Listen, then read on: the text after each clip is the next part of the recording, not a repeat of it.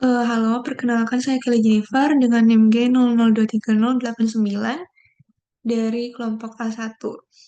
Jadi pada video ini saya akan sedikit men-sharingkan mengenai apa yang telah saya dapatkan ketika praktikum anatomi blok 2.2 dengan nama blok sistem kardiorespirasi. Jadi di video ini saya akan menjelaskan tentang ada faring, terus ada diafragma sama mediastinum, terus sama tentang jantung, sama katup-katupnya. Next dulu. Nah, di faring.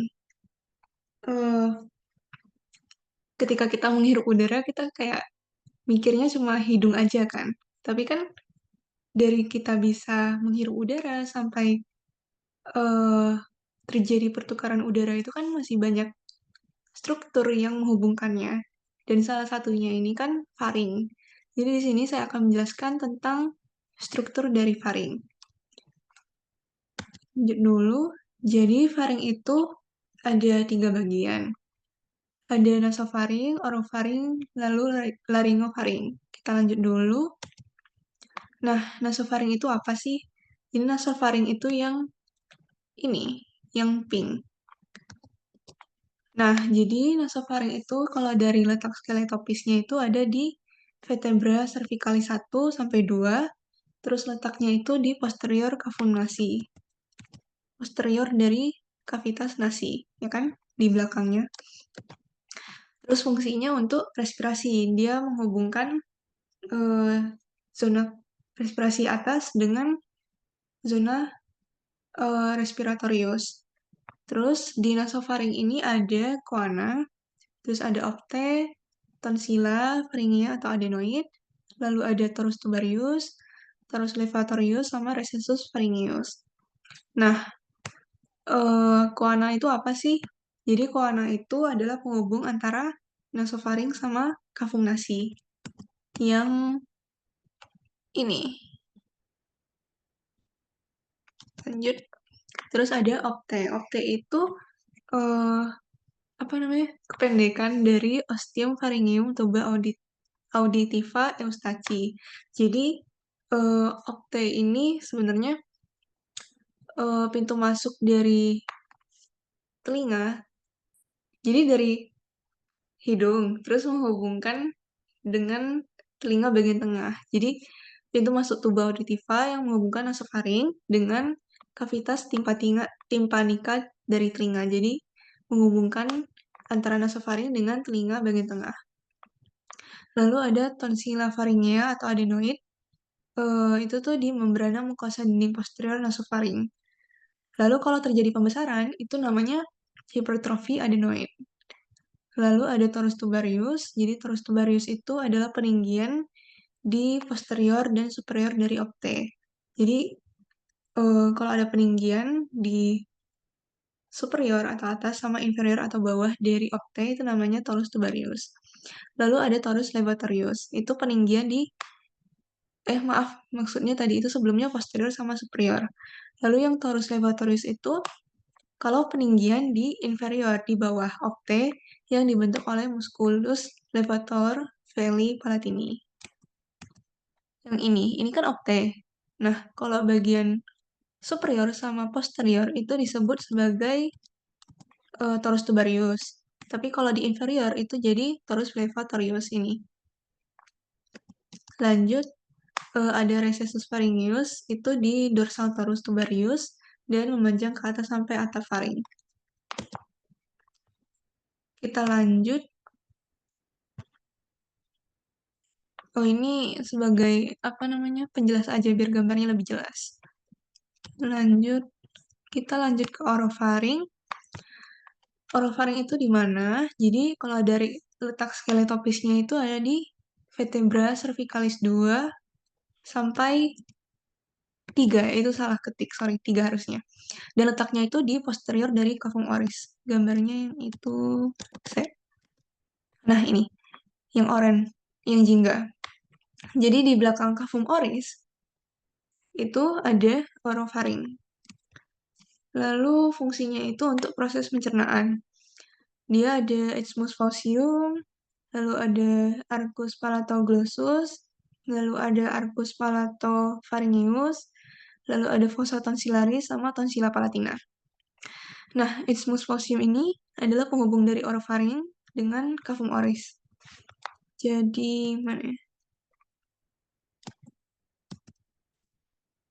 Nah, di sini antara apa namanya? Cavum oris sama orofaring. Ini ada isthmus faucium nih. Lanjut.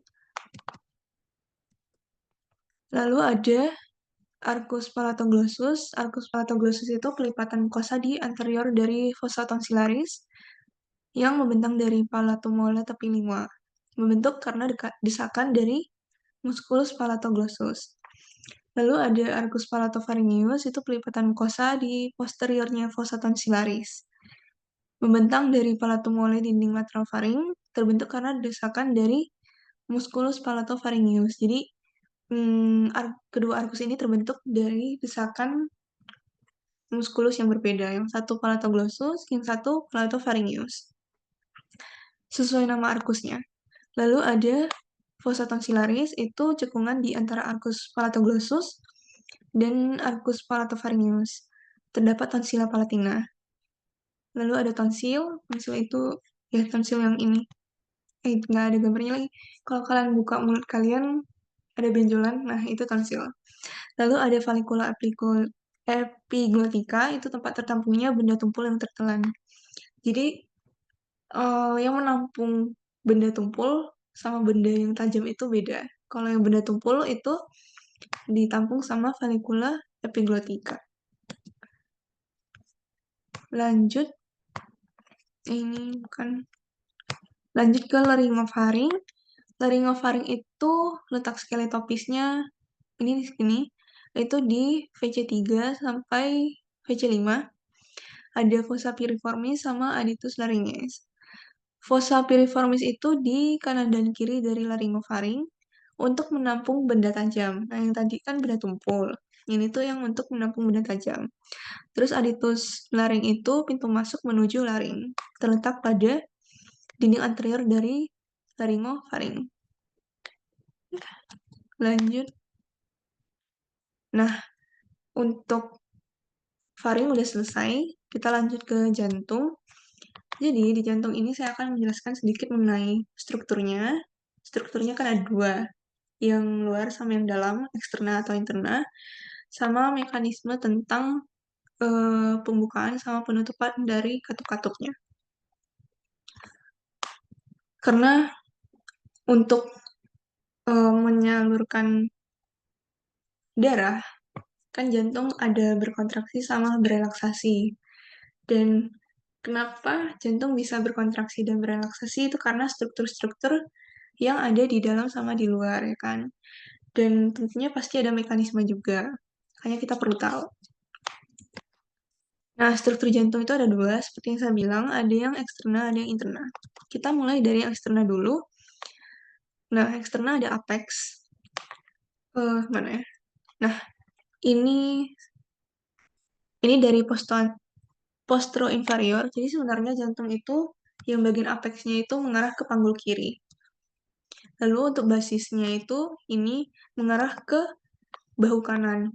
Lalu ada 3 fasies, fasies sternocostales, fasies diaphragmatica, sama fasies pulmonalis. Nah, untuk fasies sternocostales itu dibentuk sama ventriculus yang dexter sama ventriculus yang sinister. Ventriculus dexter sama atrium dexter, maaf. Di antaranya terdapat sulcus anterioventricularis. Lalu di pinggir kirinya itu juga disusun sama sedikit auricula. Auricula itu kayak struktur tebal. Jadi itu bukan bagian dari atrium. Ada gambarnya nggak ya?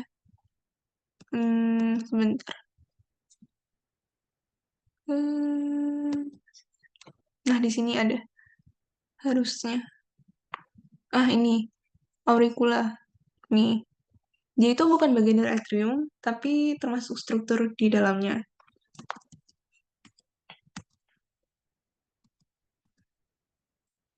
Lalu vasis diafragmatika itu dibentuk sama ventriculus dexter et sinister yang dipisahkan oleh sulcus interventricularis posterior dan bersandar pada centrum tendinium diaphragmatica, serta permukaan inferior atrium dextrum yang bermuara ke vena cava inferior.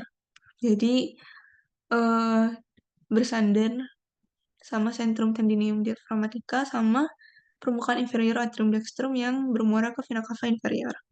Lalu ada vasis pulmonalis, itu dibentuk sama ventriculus yang sinister yang membentuk impresio kardiaka pada vasis medialis pulmo sinister dan atrium dexter untuk pulmo dexter. Nah, di pulmo itu gak ada gambarnya lagi. Ada yang bagian pulmo kiri kan ada kayak ada cekungan ke dalam. Nah, itu namanya impresio kardiaka. Maksudnya itu kayak cekungan yang dibentuk karena jantung. Ini gambarnya. Jadi mana tadi? Nah, ini apex, ini basis. Terus ada fasies, 3 fasies. Lanjut POV cor, core atau jantung itu ada 4 ruang. Ada atrium sama ventricle. Atrium dexter et sinister sama ventricle dexter et sinister. Lalu ada auricula seperti yang saya bilang tadi, itu dilewati sama sulcus. Sulcus, oh maaf, maksudnya ada sulcus juga. Selain auricula, itu ada sulcus coronarius sama sulcus interventricularis. Kalau sulcus coronarius itu dilewati sama arteri coronarius. Arteri coronara. Kalau sulcus interventricularis itu yang anterior itu tempat lewatnya arteri vena interventricularis yang anterior sesuai nama sulcusnya. Lanjut ke skeleton cordis. Skeleton cordis itu apa?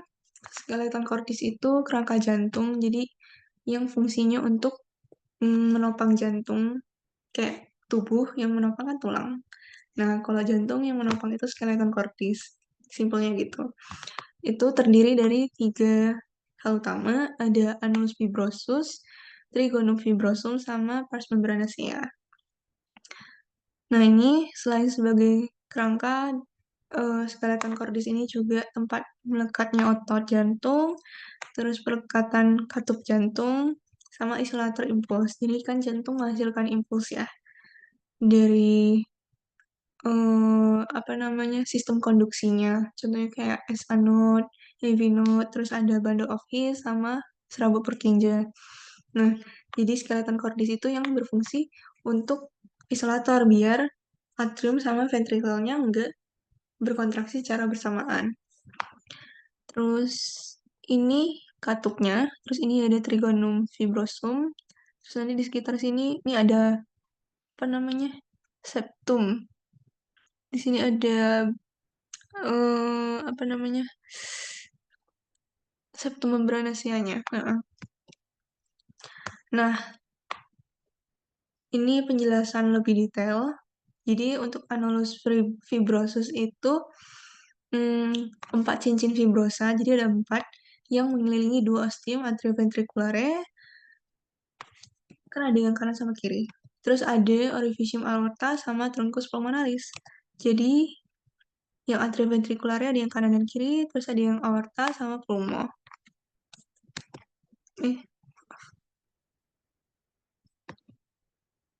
Lanjut, annulus itu jadi ada 4. Annulus atrioventricularis yang dexter, sekitar valva tricuspidalis, terus ada annulus atrioventricularis yang sinister, yang kiri sekitar valva mitralis, terus ada annulus valva aorta, terus ada annulus valva truncipulmonalis.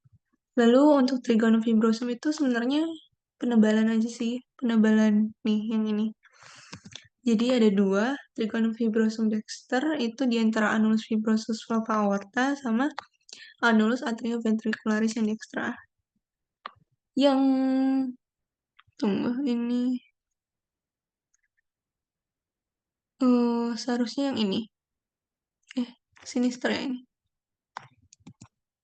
Oh, berarti yang ini. Ya, ini yang dexter, terus trigonum yang sinister ini.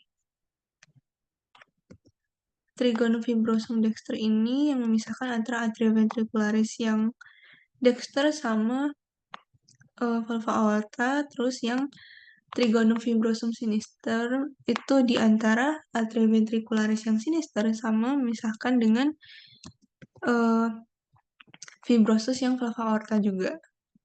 Ya kan, dua-duanya dipisahkan sama yang aorta. Lanjut, ini gambar lebih jelasnya.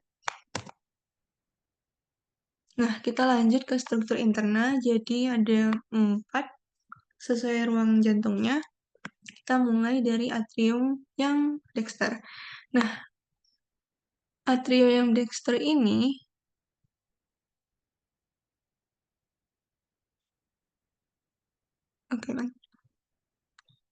atrium dexter ini dimuarai sama vena cava superior, lalu nanti menuju ostium vena cava yang superior. Lalu vena cava inferior nanti ke ostium vena cava inferior, terus sinus coronarius, itu ke ostium sinus coronarius, terus vena cordis minimae, ke foramina venarum minimarum. Lanjut.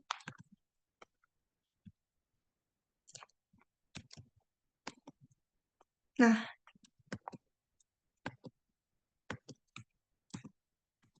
oke lanjut. Jadi, di atrium dexter ini ada bagian halus, namanya sinus venarum. Terus bagian kasarnya itu ada musculus pectinati. Dia yang membentuk auricula.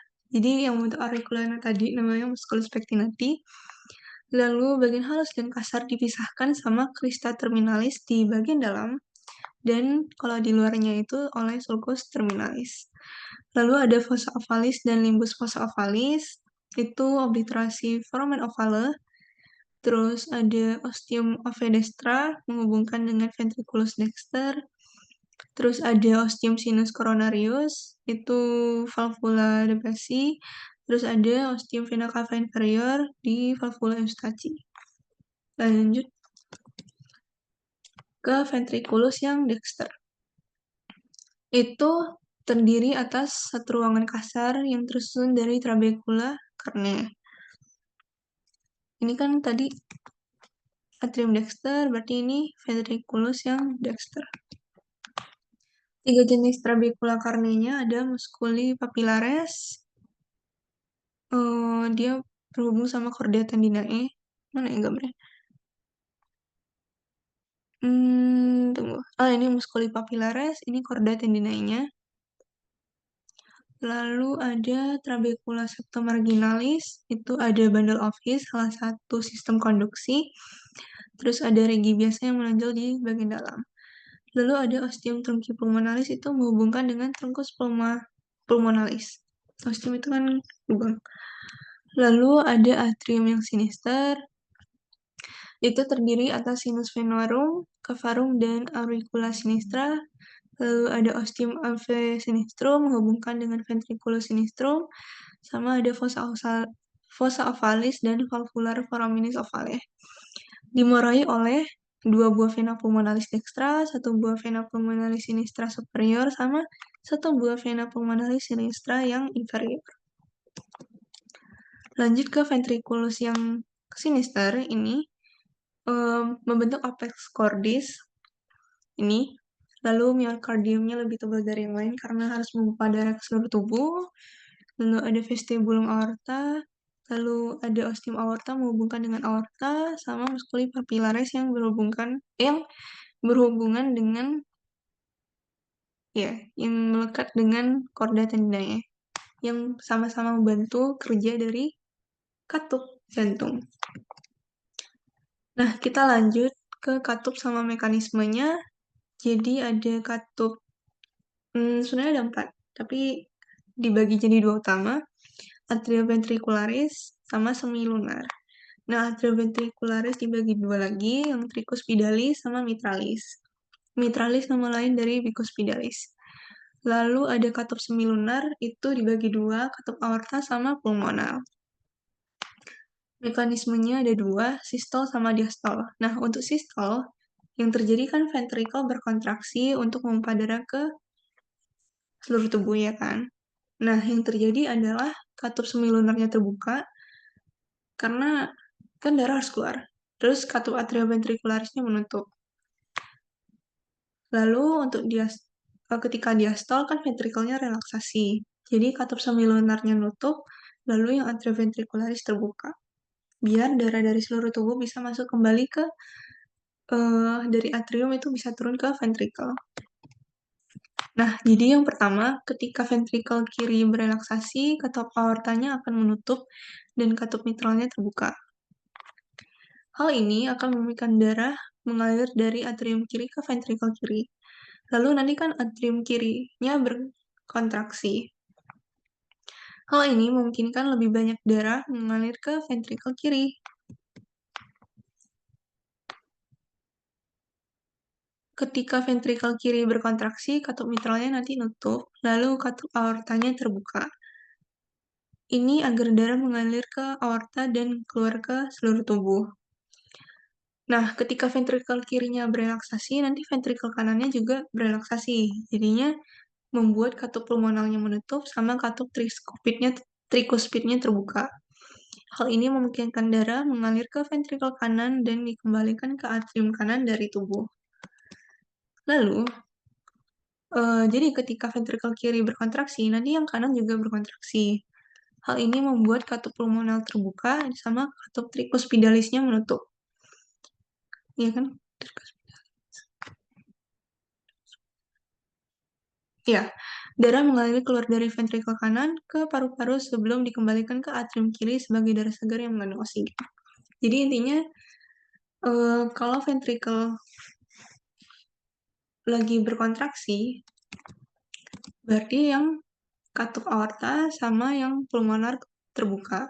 Tapi ketika ventrikelnya relaksasi, yang atrioventrikularnya terbuka, yang katup semilunarnya nutup. Lanjut, kita ke diafragma sama mediastinum. Tunggu. Kita bahas diafragma dulu. Jadi diafragma itu apa sih? Diafragma itu kan yang membantu respirasi. Kalau teman-teman ingat, ketika inspirasi dia bakal meregang menjadi mendatar, ketika ekspirasi bakal jadi melengkung. Nah, itu diafragma. Nah, diafragma ini yang membagi bagian toraks dengan abdomen. Nah, ya kan? Nih, membatas kavitas torakis sama abdominis. Ada dua bagian, yang muskularis, yang merah, sama yang centrum tendineum. Lalu yang muskularis itu ada pars sternalis ini, costalis ini, sama lumbalis ini. Lanjut. Nah, di pars muskularis kan ada pars sternalis. Itu ada trigonum sternocostale di sekitar sini. Itu dilewati sama arteri vena epigastrika superior, dan ini tuh termasuk tempat yang lemah. Maksudnya tempat yang lemah gimana? Rentan terjadi hernia. Jadi hernia itu kan yang tonjolan itu lah. Hernia diafragmatika. Lalu ada pars costalis di sekitar sini. Ini kan. Lalu ada pars lumbalis. Jadi pars lumbalis ini ada arcus lumbosacralis di sekitar sini nih. Kan? Atau ligamentum arcuatomediale, penebalan dari fascia musculus psoas major. Lalu ada arcus lumbosacralis yang lateralis. Jadi sebenarnya ada yang lateral sama yang medial. Nih, ini yang medial, ini yang lateral. Kalau yang lateralis itu penebalan dari musculus quadratus yang lumborum. Jadi kalau yang medial itu penebalan dari fascius musculus psoas major, kalau ini dari quadratus lumborum. Lalu ada dua crura muscular, crus dextrum et sinistrum. Et sinistrum. Ini yang kanan, ini yang kiri, dexter et sinister. Dexter et sinister. Lalu batas medial kedua crura akan menyatu, membentuk ligamentum arcuatum medianum. Ini. Nah, pars diafragmatica yang melekat pada koste 11 dan 12 sering terpisah dari pars lumbaris diafragmatica oleh celah sempit, membentuk trigonum lumbocostale Wojciechowski, tempat lemah. Itu di sekitar sini. Jadi, itu sama yang kayak tadi, tempat lemah maksudnya sering terjadi hernia. Rentan terjadi hernia. Oke. Lanjut, ini gambarnya sama. Kita masuk ke neovaskularisasi diafragma. Vaskularisasi oleh arteri frenica inferior, lalu ada yang superior, lalu ada pericardiofrenica, arteri musculofrenica, sama kalau drainase vernanya itu paralel sama arteri. Jadi saya akan ada dapat mana ya? Arteri. Nah, bukan. Bentar. Arteri.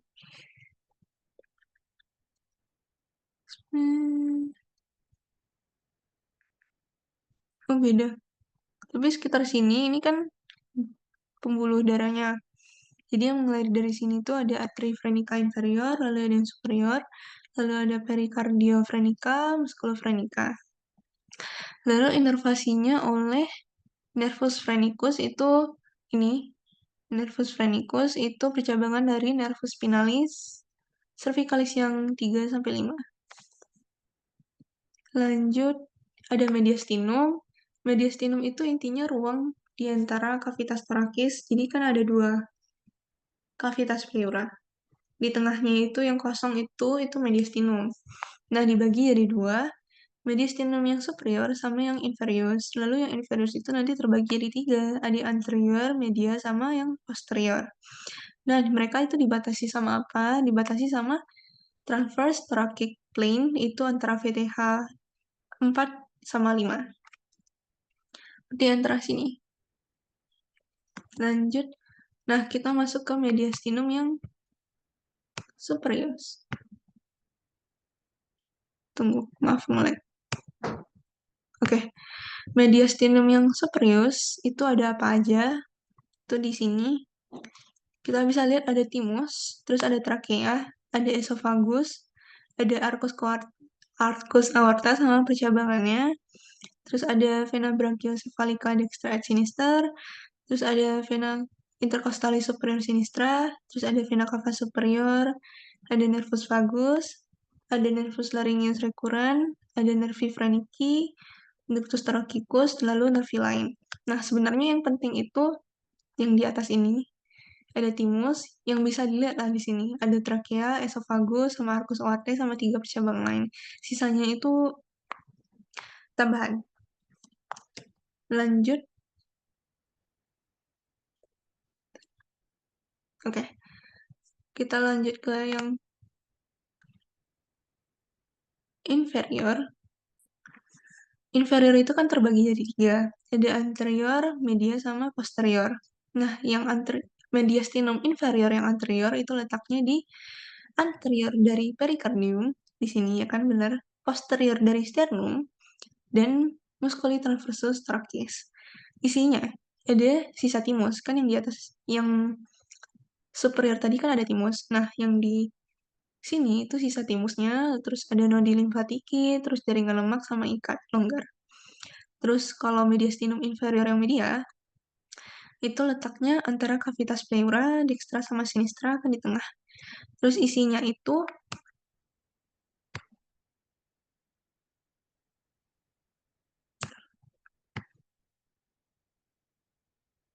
melek.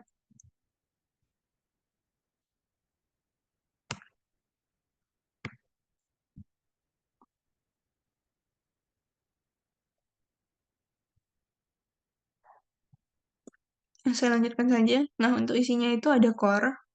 Kalau core dilapisi sama siapa? Pericardium, dapat 2. Terus ada nervus phrenicus, ya kan? Tadi juga ada. Terus ada pangkal aorta nih. Terus ada di sini.